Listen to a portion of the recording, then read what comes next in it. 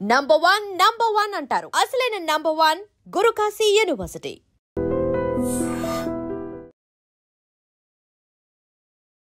Welcome to I dream. నేను ఉదయశ్రీ.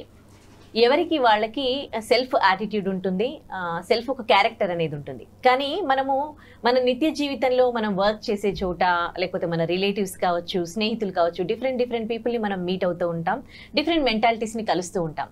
కొంతమంది sensitive ఉంటారు, కొంతమంది హార్ష్గా మాట్లాడుతూ ఉంటారు, కామెంట్ చేస్తూ ఉంటారు, కొంతమంది సైకోలు కూడా. ఇలాంటి క్యారెక్టర్స్ అన్నీ కూడా మనం కలుస్తూ ఉంటాం కదా. కానీ సెన్సిటివ్ పీపుల్ హార్ష్ కమెంట్స్ని తీసుకోలేరు.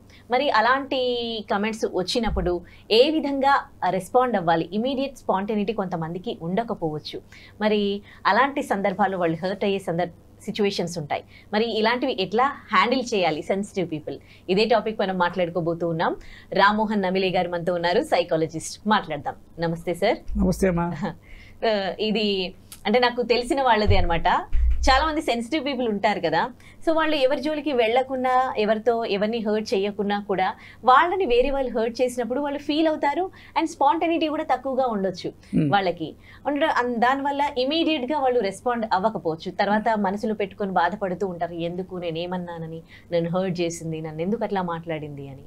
సో ఇలాంటి వాళ్ళ గురించి మీరు ఏం చెప్తారు? వీళ్ళు ఇమీడియట్ గా వాళ్ళకి రెస్పాండ్ అయ్యి రివర్స్గా మాట్లాడడం బెస్టా, లేకపోతే దాన్ని థింక్ చేస్తూ అట్లా బాధపడడము?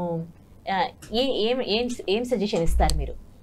టేక్ ఇట్ ఫర్ గ్రాంటెడ్ అని ఒక ఫ్రేజ్ ఇంగ్లీష్లో. We should not allow our selves to be taken for granted by any other fellow. అంటే ఇతని జోలికి ఈమె జోలికి వెళ్ళకూడదు అన్న అభిప్రాయాన్ని మనము మొదటి 1-2 వాక్యాల్లో కానీ బాడీ లాంగ్వేజ్లో కానీ విసిరేయాలి. ఓకే. మీరు ఇంటర్నల్గా మీకు సెన్సిటివ్ ఉండొచ్చు, లేకపోవచ్చు, తక్కువ ఎక్కువ కూడా this the primary this thing. అది ఒకవేళ మనకి కొరవడితే by practice you have to inculcate that habit. నేను మీకు వర్చువల్ దీంట్లో చెప్పడానికి 2 దుడ్డు కర్రలు మన దగ్గర ఉండాలి వర్చువల్గా. ఒక దుడ్డు కర్ర విసిరేస్తే దుడ్డు కర్ర, don't cross this line with respect to dealing with me. అంటే మనం మాటల్లో చెప్తాము, బాడీ లాంగ్వేజ్లో చెప్తాము, చేతల వరకు రానివ్వకూడదు. మాటల్లో ఓరల్ ఆర్ ఎక్స్ప్రెస్ లాంగ్వేజ్లో అది చెప్పగలగాలి. అప్పటికీ వాడు ఒకసారి తెగించి వచ్చాడనుకోండి, 2వ దుడ్డు కర్ర రెడీగా ఉండాలి వేయడమే. అంటే వర్చువల్గా నేను చెప్పేది. మాటల్లో వేస్తే కూడా ఒక్కొక్కసారి మాటలు they will hurt more then the physical hurt. వాడికి తగులుతుంది కదా. వాడు ఎందుకు వచ్చాడంటే లైన్ క్రాస్ చేసి he thought that I can be taken for granted, ఇతనితో ఏమైనా చేయొచ్చు, నేను ఆడుకోవచ్చు అని అనుకున్నాడు వాడు. But it is prove and wrong. 2వ కర్రతోనే మళ్ళీ వాడు జన్మలో మన జోలికి రాడు. అంటే ఇది చెప్పినంత ఈజీ కాకపోయినా కూడా not impossible. We need to practice this అమ్మా. దెన్ సెన్సిటివ్ లెవెల్కి వస్తే కూడా, సెన్సిటివ్ లెవెల్ ప్రతి ఒక్కళ్ళకు ఉంటుంది, బట్ మనం అంత టూ సెన్సిటివ్గా ఉండాల్సిన పని లేదు. ఎవరైనా మనల్ని ఏమైనా అంటున్నాం అనుకోండి, డైరెక్ట్గా మనకేసి చూసి కానీ మనకి వినిపించేట్టు అంటాడు, కానీ మన వైపు చూడడు. You ignore it, number 1. కానీ వాడు ఫేస్ టు ఫేస్లో కనుక ఎట్లా ఏమన్నా చేస్తే కనుక, నేను ఇందాక చెప్పిన దుడ్డు కర్రల ప్రయోగం, యూ ఇగ్నోర్.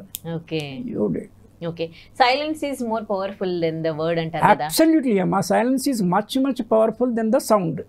Silence సౌండ్లో చూస్తే, అంటే సైలెన్స్ అంటే ఎట్లా, ఒక తీక్షణంగా ఒక చూపు చూస్తే కూడా వణుకు పుట్టాలి వేరే వాడికి. You don't have to speak at all. That is what is body language, facial expression. కానీ ఇవన్నీ సెల్ఫ్ డిఫెన్స్ స్కిల్స్ కింద పేరెంట్స్ పిల్లలకి చెప్పాలి. అప్ టు 8-10 ఇయర్స్ లోపల మనం బ్యాడ్ టచ్, గుడ్ టచ్ ఇవన్నీ మాట్లాడుతున్నాం కదా, ఇవన్నీ చెప్తున్న పద్ధతిలో. ఒక ఏజ్ వచ్చిన తర్వాత వాళ్ళు ఇంప్రూవ్ చేసుకోవాలి. అది కొంతమంది టిమిడ్గా ఉంటారు, they are different types of people, చాలా handicapped physically, so many things are they. కానీ ఉన్నదాన్ని మనం కొంచెం పటిష్టం చేసుకోవాలా. ఇంకో కైండ్ ఆఫ్ మెంటాలిటీస్ నేను చెప్తాను. అంటే మనకి ఒక పెయిన్ గురించి తెలిసినప్పుడు మనం ఆ పెయిన్ వేరే వాళ్ళకి ఇవ్వం. మంచి మనుషులైతే. డెఫినెట్గా. కానీ చాలా మంది ఎట్లా ఉంటారు అంటే ఎదుటి వాళ్ళని పోక్ చేయడము, హర్ట్ చేయడము, గట్టిగా కొట్టడము, ఇలాంటివి చేస్తూ ఉంటారు. When they know that how pain it is, how much pain it is, painful thing it is, word even అది దెబ్బ కావచ్చు, మాట కావచ్చు, వేరే వాళ్ళని చేయలేము అంటే అలా చేస్తున్నారంటే వాళ్ళని సైకోలు అనుకోవాలా, వాళ్ళని ఏ విధంగా అనుకోవాలి? ఇప్పుడు సైకాలజీలో నుంచి వచ్చిన పదమే సైకో, అంటే ఎక్స్ట్రీమ్గా ఉంటే we use that word psycho అనేసి. ఒకటేమా మాటని ఒక్కోసారి సెన్సిటివ్ పర్సన్ని it will hurt more than the physical beat. Physical beat అయింది కాసేపు పెయిన్ అవుతుండొచ్చు, తర్వాత పోతుంది, అంతే కదా. It's only that is not the thing. కానీ దీనికన్నిటికీ రీజన్ ఏంటంటే any person should have control on themselves first, on their mind, on their thoughts control, self control అనేది ఉండాలి. అది ఎంతెంత లోపిస్తుంటుందో మీకు పేషెన్స్ పోయే అవకాశం ఉంటుంది. పేషెన్స్ కూడా ఎందుకు పోతుంది? టాలరెన్స్ లెవెల్, అంటే ఉదాహరణకోటి చైన్, టాలరెన్స్ లెవెల్ ఉండదు, అంటే you don't tolerate the other person. మనం జీవితంలో ఐసే 3 V's, 3 వీలతోనే మనం డీల్ చేస్తాము. ఇంగ్లీష్ ఆల్ఫాబెట్స్ వి, వాటి పదాల ఎక్స్పాన్షన్ తెలుగులో వ్యక్తులు, తోటి వ్యక్తులతో డీల్ చేస్తాం. Gender neutral, irrespective of gender, తోటి వ్యక్తులతో డీల్ చేస్తాము. If you want you can include animals also. I say all life beings, కానీ we will restrict to human beings. రెండవది వస్తువులు, చైర్లు, utensils, whatever this things వస్తువులు. మూడవది ఏ subject matter, any subject matter, art, science, music, anything. ఈ 3 వీలు తప్ప 4వ ఎంటిటీయే లేదు మనం డీల్ చేయడానికి. మీకేమన్నా స్ట్రైక్ అయితే యూ కెన్ షేర్. ఈ 3 వీలే. ఈ 3 వీళ్ళల్లో మొదటి వ్యక్తులకి వాళ్ళకి మనకి కామనాలిటీ ఏంటంటే వాడికి ఆత్మ ఉంది, వాడికి ప్రాణం ఉంది, వాడికి చైతన్యం ఉంది, కాబట్టి it is very difficult to treat with them. వస్తువులకి ప్రాణం లేదు, అయినా మనకి వస్తువు మీద కూడా కోపం వచ్చి వస్తువును విసిరేస్తాం. ఎంత మేడకి వెళ్తామంటే వస్తువును కూడా కొడతాము. అరే దానికి తెలియదు, నువ్వు మిస్ హ్యాండిల్ చేసావు, అది కింద పడింది, ఆ కింద పడింది అది తీసి మళ్ళీ ఇంకోసారి ఎత్తేస్తావు. You are exhibiting your angry on a lifeless object. అంటే నీకు ఎంత వాట్ యు కాల్ ఎంత హాలోనెస్ ఉంది అనేది మనం అర్థం చేసుకోవాలి. ఇది వస్తువులు. ఇంకా విషయాలకి అంటే ఈ 3 కూడా good, bad, ugly, these are the ranges. Or I say UMA Uma, ఉత్తమ, మధ్యమ, అధమ. Class 1 people, class 2, class 3. వస్తువులు కూడా అంతే, విషయాలు కూడా అంతే. There is a bad literature, there is a good literatures.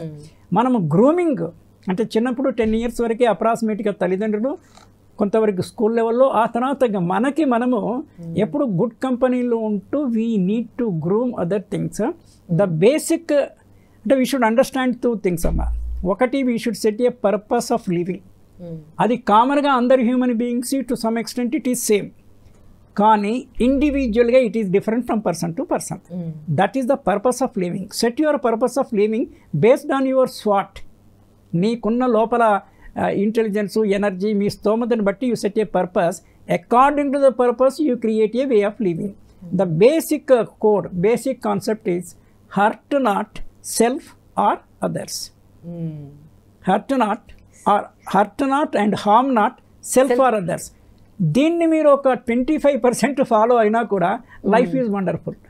100% దానికని నేను వెళ్ళట్లా, ఒక 25-50%లో కూడా దీన్ని మనము ప్రాక్టీస్తోనే, సాధనతోనే, సెల్ఫ్ అండ్ అదర్స్ అన్నాను.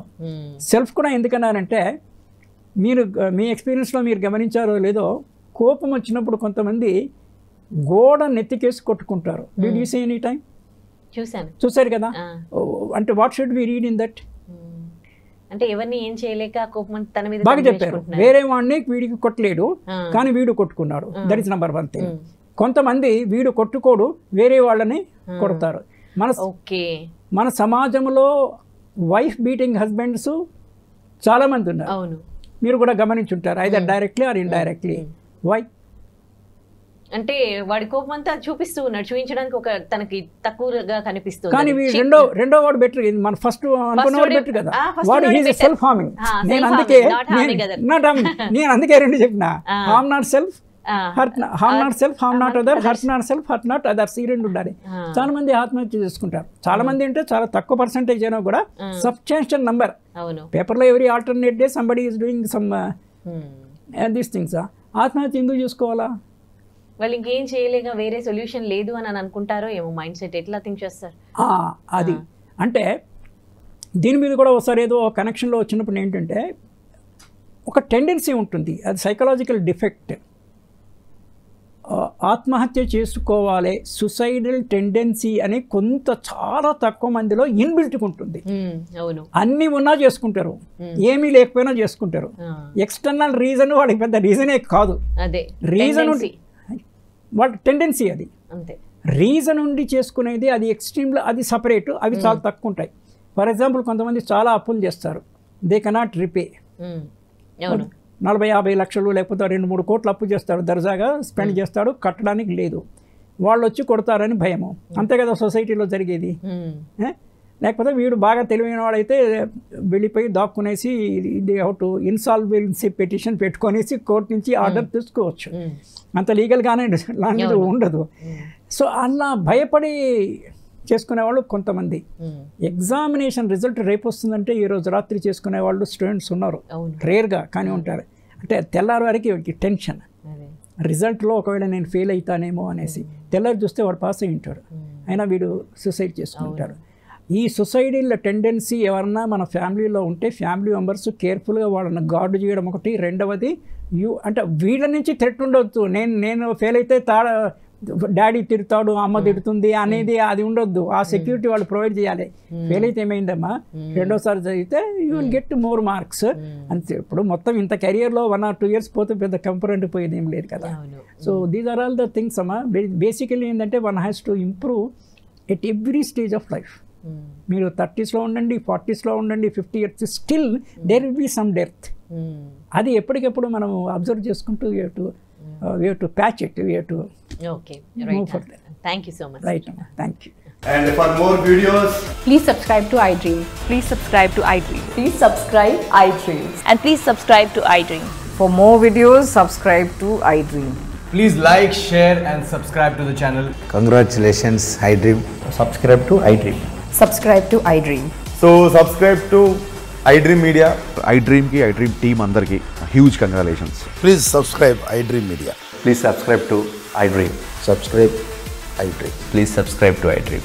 iDream అంటే నా కళల ఛానల్ సబ్స్క్రైబ్ చేసుకున్న నోరు తిరుగుతలేదు, మీరైతే గంట గుర్తు కొట్టండి. For more such videos, please subscribe to iDream.